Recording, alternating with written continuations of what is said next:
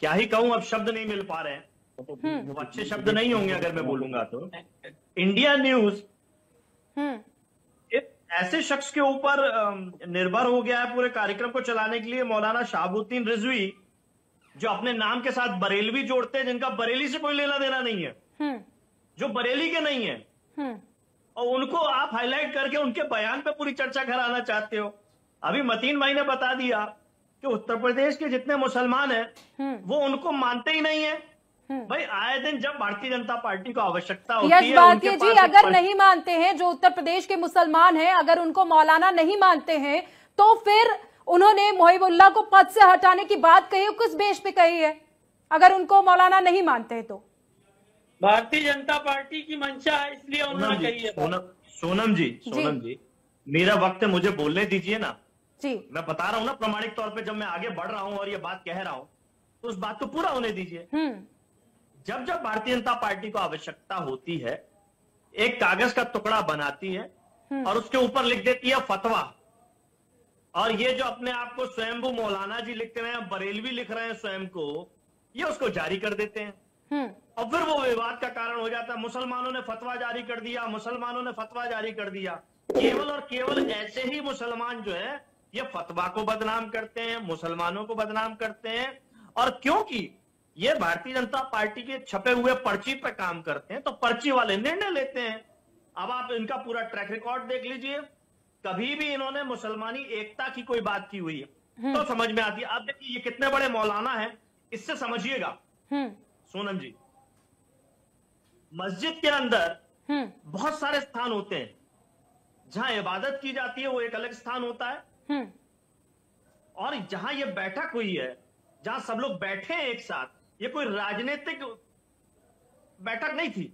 जहां चार लोग एक साथ बैठ जाते हैं वो भी बैठक कहलाती है। जैसे हम लोग आपके पैनल में बैठे तो पैनलिस्ट कहलाएंगे। तो वहां पे जिस तरीके से पार्लियामेंट का सेशन ब्रेक हुआ, मौलाना साहब ने आमंत्रित किया कि चाय पे हम लोग बैठे सब लोग साथ में, चाय पीने पे चर्चा हो रही है।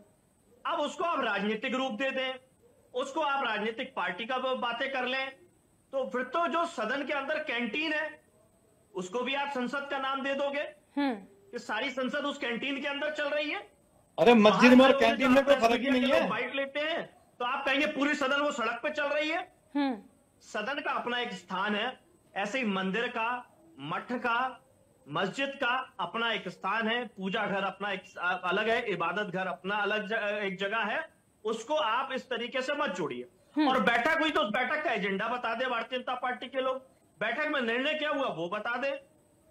जब इतना प्रचार कर रहे हैं तो पूरा बता ही देना क्या हुआ क्या। ये गया वो नहीं गया, डिंपल जी ने क्या पहना, क्या पहनना चाहिए था, अखिलेश जी क्यों गए, चार सांसद साथ में क्यों गए, इतनी ज्यादा। फिर कहेंगे कि इमरजेंसी को याद करेंगे। मतलब अब भारतीय जनता पार्टी के कार्यालय से जाके पूछना पड़ेगा कि भाई सपा के सांसद कहां जाएंगे, कहां बैठेंगे, कहां नहीं बैठेंगे, कहां चाय पिए, कहां नाश्ता करें, किससे बोले, कितना बोले, यह भारतीय जनता पार्टी तय करेगी।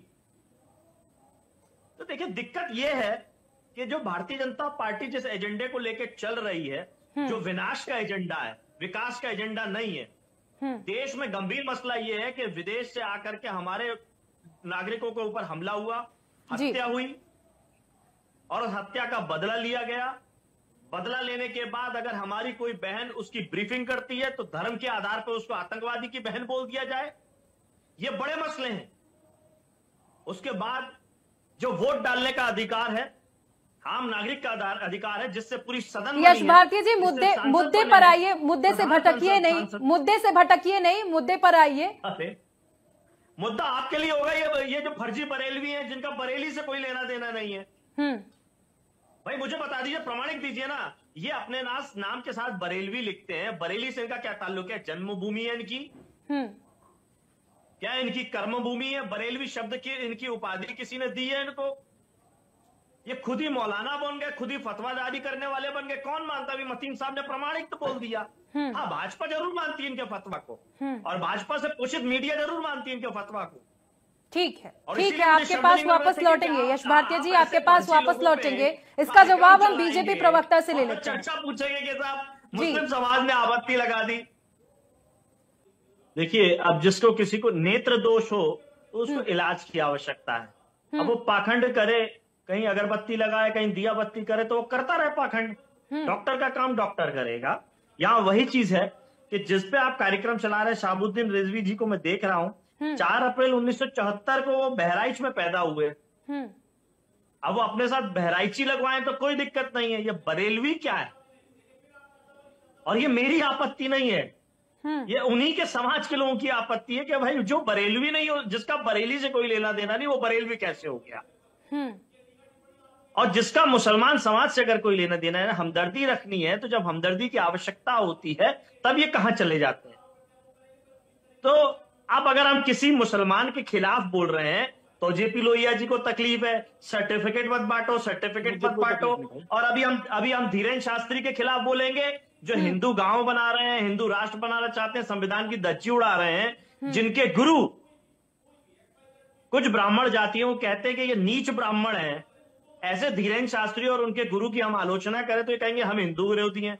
भाई, हम तो हर उस आदमी के विरोधी हैं जो देश तोड़ने का काम करे, देश में भाईचारे के लिए खतरा हो, आपसी सौहार्द बिगाड़े, और जो भाजपा की पर्ची से काम करता हो, संविधान से ना चले, भाजपा की पर्ची से चले।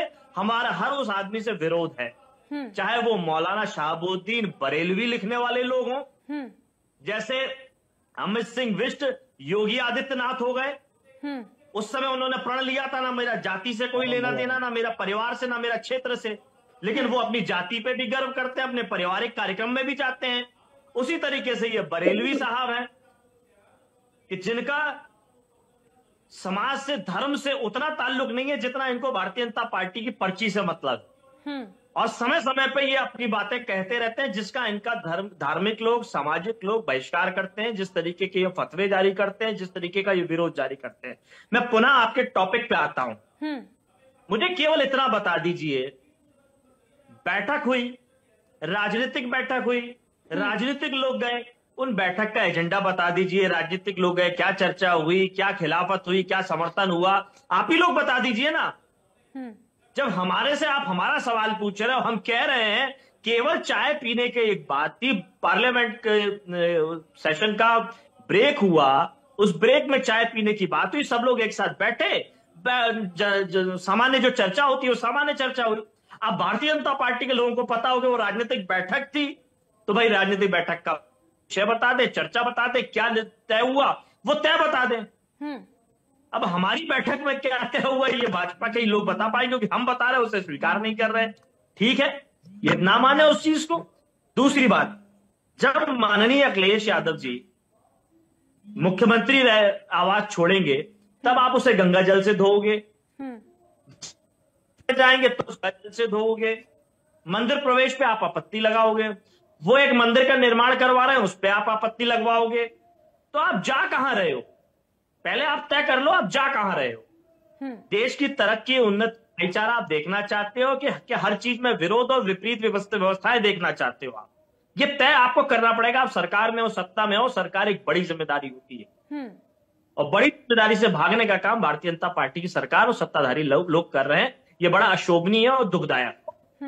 राजनीतिक व्यक्ति हैं जिनसे आप राजनीतिक बातें करवा रही हैं। देखिए, आपको ये भी क्या करेंगे बताइए? बिल्कुल क्या करेंगे, हमारा विषय है। अब जेपी लोहिया जी जवाब नहीं दे पाएंगे तो जवाब देने के लिए दूसरे प्रवक्ता को लाया जाएगा। मतलब यही है कि आप लोग को सच सुनना नहीं होता है। सोनम जी, बड़ा स्पष्ट सा सवाल है, मैं किसी भी महात्मा गांधी के हत्यारे के साथ पैनल में नहीं बैठता। फिर वही बात हो गई, आपकी बारी आएगी आप बोलिएगा। मैं बोल रहा हूं, आपसी टीका टिप्पणी मत करिए यश भारती जी, यश भारती जी, आपसी टीका टिप्पणी मत करिए। यहाँ पर मुद्दे की बात हो रही है, जिस पर चर्चा हो रही है, आप उसी पर रहिए। आपसी टीका टिप्पणी मत करिए। मैं नहीं बैठूंगा, गोड से मारने वालों के साथ पैनल में नहीं बैठूंगा। आपसी टीका टिप्पणी मत करिए यश भारती जी। सहयोगी बनाए, भाजपा अपनी बहन बेटियों के रिश्ते बनाए, हम ऐसे पैनल में नहीं बैठेंगे जहां महात्मा गांधी के हत्यारे बैठे हों, जो गोडसे की जय कहने वाले बैठे हों। यश भारती जी, आपसी टीका टिप्पणी मत करिए, क्योंकि यहाँ पर एक चर्चा हो रही है। आपसी टीका टिप्पणी तो हम आपसे कह रहे हैं, आपने हमें पैनल में बैठाया, लेकिन आप महात्मा गांधी के हत्यारों के हमारे समकक्ष पैनल में बैठाएंगे, दर्शकों को दिखवाएंगे, हम उसको स्वीकार नहीं कर पाएंगे।